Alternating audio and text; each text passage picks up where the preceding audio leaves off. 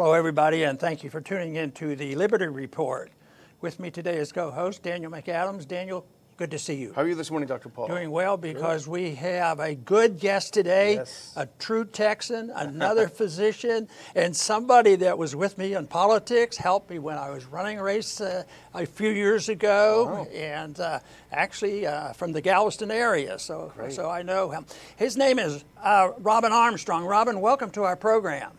Thank you so much for having me today. Yes, and Robin lived in this area. He was at Lamarck High School and the UTMB Medical Center and Texas A&M. So he's really well groomed for this geography here, but he's well groomed for another issue, and that happens to be the discussion going on in the coronavirus with the chloroquine. He's done some research on that and some reporting on this, and he's taken care of a lot of patients, which means a whole lot. And he's getting all kinds of calls now. I can't imagine him getting so much time that he could come and be on our program today. But Robin, it's really nice to have you with us. It's an honor to be with you today, Dr. Paul.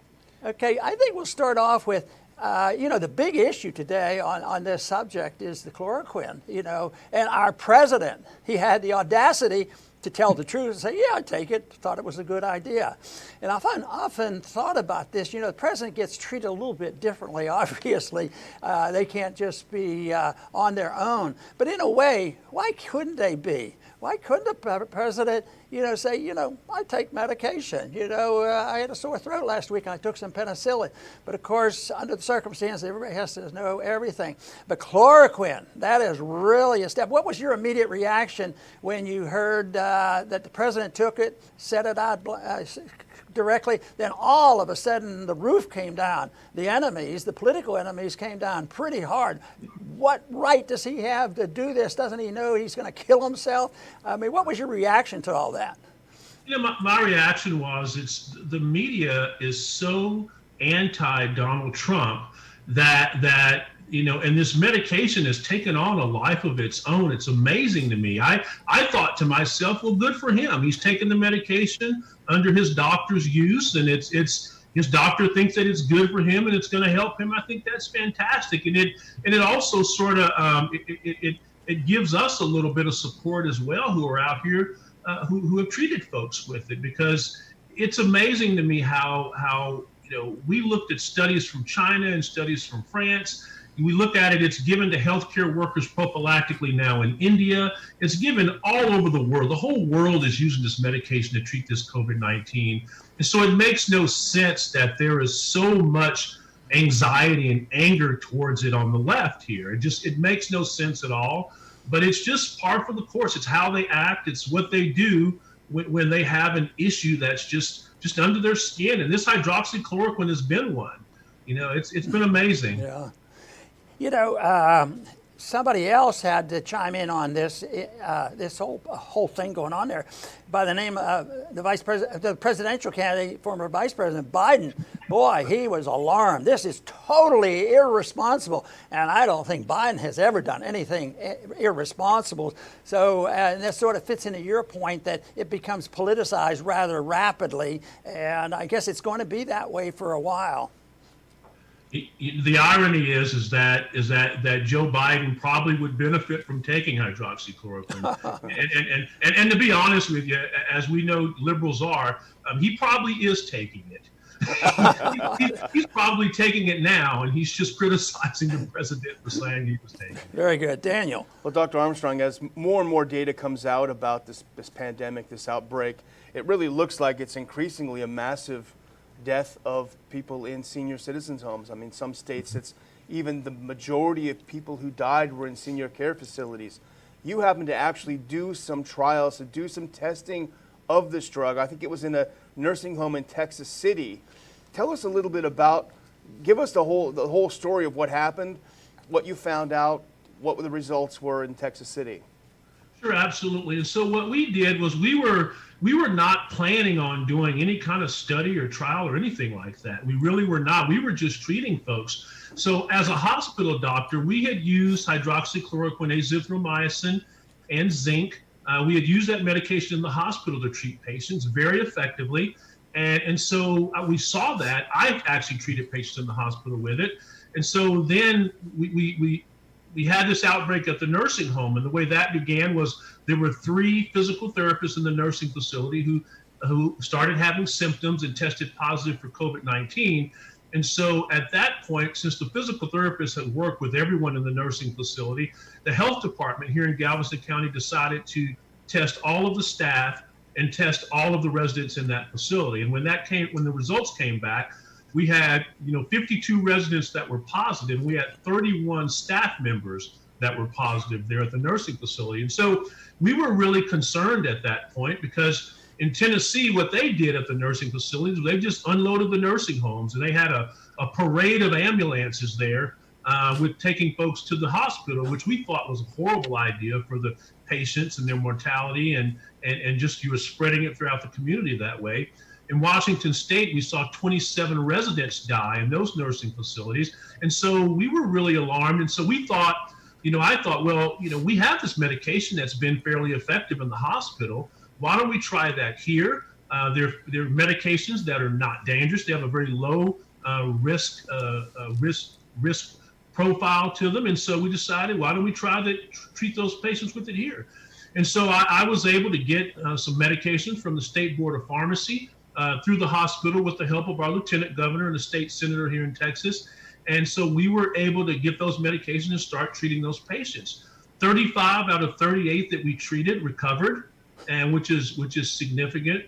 And we had only one that died from COVID-19. There were 2 others that died about a week or 2 later from complications from COVID-19. And so we really had positive results. And these are folks, we checked EKGs on them. We did not see any cardiac side effects in any way on these patients. And so it was a good outcome, but you would be it's amazed. You would not think that happened by the media reports and what they're trying to do with the story. It's just amazing. But we're happy. The families are happy. The patients are happy. And so we're pleased with the results. Well, good. I'm glad you're getting some attention, because the other side's gotten a lot of attention, especially the people who control the media and produce all these stats that go out and show percentages. And from the very beginning, I was suspicious of that, because they don't know how many people, are positive and what the real statistics are and how many people are dying. I'm sure you have thought about this, that these statistics sometimes can be way off, and I don't know what the solution is, other than the fact that people should be more honest with what they do and not can the statistics. For instance, I think that the people dying from coronavirus probably is not as high as they would say, because, of course, coronavirus gets put on the death certificate without too much difficulty. And I was wondering whether you came across any examples where the doctors have been encouraged to use that term more than they should. Well, I'll tell you, there are instances where yes, that is the case. There is a financial incentive to it to some degree. And so I haven't personally been asked to do that, but it is it certainly does happen. So I agree with you. I believe the denominator is actually lower, and I think the numerator actually is probably. The numerator is actually lower. The denominator is actually much higher, because I think there's a lot more folks, a lot more cases of people who have been infected who are actually not counted, because we haven't done tests on everyone. And so I really believe that the mortality rate for this disease is probably going to be quite low. I suspect it's going to be less than 1%. But you can't. You can't financially incentivize physicians or hospitals, or nursing facilities or what have you, to put COVID-19 on the death certificate. I think that's just the wrong way to go, because that's what you get. You get the numbers that are inflated. And so I believe that, yes, that is happening. I believe the mortality rate is actually quite low. It's about 3% now, I believe, 3 to 4%. I think it's going to probably be less than 1% at the end of the day. Mm-hmm. Yeah, doctor, certainly it doesn't diminish the seriousness of the disease to want to look at the data objectively, because that's how we deal with it. That's why how we're realizing it really is predominantly, or at least to a large degree, a sickness of elderly folks and folks in nursing homes. But Right. the pushback is that chloroquine doesn't work and it can be harmful, and we've done tests that show that. So there. What did these tests do wrong? What did they get wrong that you think that you got right in your testing on it? Well, I think what happened was, I think most of the studies that have been done have tested hydroxychloroquine and azithromycin in hospitalized patients who are very ill. And my contention has always been that you have to use it earlier for it to be effective. And if there have been studies that have done in China that actually show the mechanism of how it works. And the way they think it works is it prevents the virus from docking onto the cell.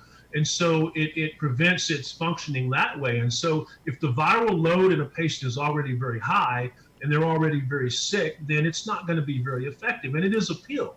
If patients gets hospitalized, and I think that probably if they're critically ill, remdesivir or plasma infusion is probably a more appropriate therapy. But all those studies, every one of those studies have been done in patients who were critically ill, and where I don't think that you're going to get as much benefit. And so I think you need to start it much earlier is what my contention is. And I haven't seen a study that's really shown what happens when you start it early. Right, and I think eventually somebody's going to come up with the actual harm done by the shutdown, the negative effect on health. And when I think about it, I thought, well, how many people do I know personally that came out positive? I don't really know anybody, and I don't know. I've heard of a person that had died of it. We do hear those stories, but I don't know anybody that got it and died from it. But right now, what I'm hearing, members of my own family and others and friends who have negative effects from the shutdown. This whole thing, remember how they sent those 2 big ships up there, hospital ships, and nobody showed up? Hospitals were closed down, people were laid off, and the beds were empty, and people were intimidated, including myself. If I'd have had to go, I'd be frightened to go, not because of the medical thing, but because of what's going to happen on all the testing and the rigmarole, and they're going to put you on a list. And the more I see this, the more dangerous it finds. And now they're finding out that they don't follow any ethical rules. Some of this information is being turned over to the legal authorities. And I think that is, I think you're going to later on, and maybe you even know of some cases where people suffered because they couldn't get their medical care or were intimidated by what was going on. Well, absolutely. What happened early on is when the governor issued some of his executive orders, the medical board actually was very aggressive in issuing rules and how they were going to sanction physicians if they did not follow these executive orders. And so it just put a chilling effect on physicians. And so I got a call from a friend in the Dallas area who's politically active, and I don't know her that well, but she's politically active and knows me. And so she told me that her loved one was not able to get life-saving ovarian cancer surgery that was scheduled for early March because she could not have a quote-unquote elective procedure. Now, in my opinion, life-saving ovarian cancer surgery is not an elective procedure, but it was considered as such in this case. And that happened because physicians became very nervous about doing so. The surgeon who was going to provide the service or do the surgery was nervous that he was going to be sanctioned by the medical board if he performed this procedure. And so they were just told, no, you can't have this. I suspect that there's stories like that all over the country, certainly all over Texas, where people were actually harmed by not having their quote unquote elective procedure done. That doesn't seem particularly elective to me.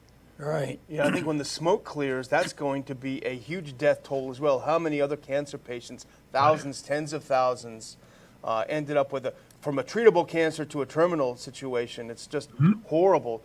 But Dr. Paul opened up with a little bit of talk of politics, and politics, I think, is playing a role in this. The trust of science seems to be a cover for, listen to what we say or else. Dana Milbank writes for the Washington Post, and he's as insider as it gets. Dr. Paul wrote about it this week. He thought it was hilarious that the people of Georgia were going to die when they opened up the state. Of course, as usual, completely wrong. Well, he thinks it's hilarious that Trump is taking hydroxychloroquine He thinks it's hilarious that he's going to get sick.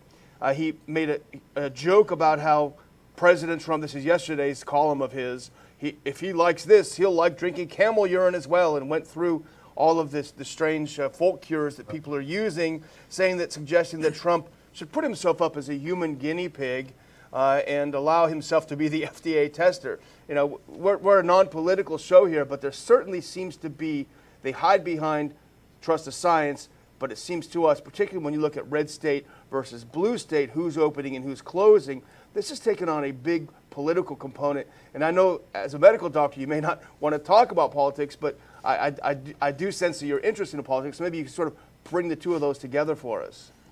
You know, I have, it's been extremely disappointing to watch how politics has played a role in this. You know, I have always, you know, I'm very active politically, but I've always kept my politics and my medicine separate. You know, it's kind of ironic that it's come together in a situation where, you know, I was just treating patients. I wasn't trying to make a political statement at all. But I'll tell you, but healthcare is used by liberals and by Democrats to gain control. And I can remember watching some General Electric tapes by Ronald Reagan, and he said, you know, that healthcare, you know, it tugs at the heartstrings of Americans, of Republicans and Democrats. And so the liberals certainly are using healthcare to gain more and more control over our society and over people and over individuals, because that's by nature who they are. And I think that is just, I think it's unfortunate, but it's typical, but it is who they are. And so it's not surprising, but it is very disappointing. And I believe that you look at all the things that they can do with this. They're growing the size of government tremendously. We're spending more than we've ever spent, which is right exactly what the liberals want to do. They're using all this control. You know, it's about contact tracing and how they're going to follow people, and they want to use technology to try and follow the movements of folks. And so that's just scary stuff. It's very Orwellian, and it's very scary to think about how our government can use the technology and the power that they have, and they're using healthcare to do it. And so it's not surprising to me that they're using it, but we have to, I mean, liberty-loving people who love freedom, we better rise up. I mean, what surprises me more than anything is that we have actually allowed this to go on for this long. Right. You know, and I'll tell you, as I will not do this again. You know, I will be at the forefront and say no. You know, I'm not staying in my house. I'm not going to follow these rules anymore, because I just do not. I believe that we've gone way too far. I think that there are people who are controlling and totalitarian who are taking notes right now, and they're saying, wow, this is the way that we can control them, through fear. And so we as a country really, I hope that and pray that we're learning a lesson here to say, you know, there are people who will use this to their advantage to try and take control over our bodies, over our health, over our country, over our finances. And I think that's actively happening today. Right, and you speak like a true Texan. I love it. But you had mentioned to me along the same line was that you were a little bit surprised of the coordination or collusion of, say, the media and the lawyers and the doctors at times and the politicians, and that they seem to come together in a certain procedure and all of a sudden do what, you know, Daniel pointed out, something that had been known, the chloroquine, been around for a long time, then all of a sudden it became like a toxin. So what were you referring to when you said that some of these groups sort of worked together and blended together where you had not seen that before? So intuitively, I think I thought about it intuitively, but I've never experienced it. I've experienced it this time, where what I saw was the legal profession. So something happens, and the legal profession, now their goal is just to make money. So they want to sue, and they want to sue everybody and make money. But they work with the bureaucrats, and the bureaucrats can be Republican and the bureaucrats can be Democrat. And so they work with the bureaucrats and the regulators to actually, so they make a complaint to the regulator or the bureaucrat, then the bureaucrat then does an investigation, which they say by statute they have to do. And so the bureaucrat does an investigation, and then so the investigation is done by the bureaucrat, so the lawyer doesn't have to spend the money on the investigation. So he can get all the information from them, and then the media just takes the side of the Democrat Party. They just want to criticize anything that is conservative or that is right-leaning, and so the media is involved with it. The media puts pressure on the regulators. So if it's a Republican regulator, then they put pressure on them, and then oftentimes the regulators will bow down to that. And so it's just there, and then the Democrats just take advantage of the whole thing. And so it's been unfortunate. It's been amazing to me to see this happen and this in a coordinated fashion. I don't know that they're all working together, but they certainly seem to be working together and colluding together to increase the size of government, take liberty away from individuals, stifle creativity in business operations. In the setting of a pandemic, what they've done here is they have actually made a lot of physicians very fearful of prescribing a medication that could be potentially saving thousands of lives. And so they've gotten in the way of physicians practicing medicine. And so it's amazing to me. The FDA gave emergency use authorization to use hydroxychloroquine in this pandemic setting on March the 28th. Weeks later, they reversed that. And so they reversed that because of media pressure. And so a lot of physicians after that were very nervous about prescribing hydroxychloroquine because they thought they were going to get in trouble with their with their medical boards across the country. And so it's just, they're all working together, and we as freedom-loving people really have to fight back on the grassroots level and hold our elected officials accountable, making sure that they're holding the bureaucrats accountable. Daniel. I just have one last question, Doctor, and it really is kind of the nexus of politics and medicine, and you're active in politics. But our governor here, Greg Abbott's been certainly a lot better than a lot of the governors in the country. There's no question about that.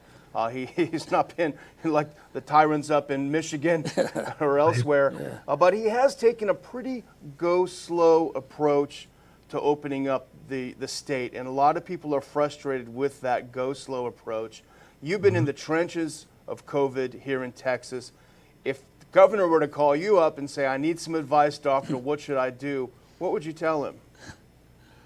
I would say that I think that the data now, certainly in Texas, we've had about 1,400 deaths in Texas, which is horrible for anybody to die, but out of 28, 29 million people, that's just not a really high mortality rate. I think that there are ways that we can be wise. I think we need to trust the people of Texas and trust that the people of Texas are going to make wise decisions and trust that the people of Texas are going to be able to take care of themselves and their families, which I know, everyone wants to do. And so I think in that way, I think I would have been probably a little more aggressive about opening things up because I think that the people of Texas are smart. And I think that you have to trust people with their freedom and their liberty. And you just have to trust folks to do the right thing and make the right decisions. Certainly put guidelines in place, put things in place to keep people safe. But I think we can trust people. And at the heart of liberalism is they really don't trust people. Right.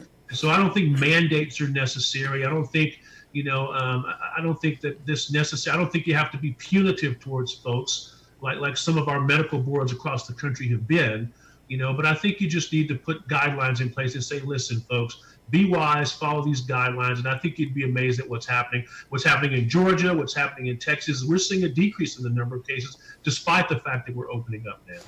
I was going to ask a question along that line, but you've really answered the question. The way I see it, there's two ways to deal with problems, social problems or economic problems or whatever. There's one that's a voluntary approach, voluntarism versus authoritarianism. And, if you look back, there have been a few epidemics in this country. country, quite frequently for that matter, and they're almost forgotten events because they haven't followed through with this lockdown.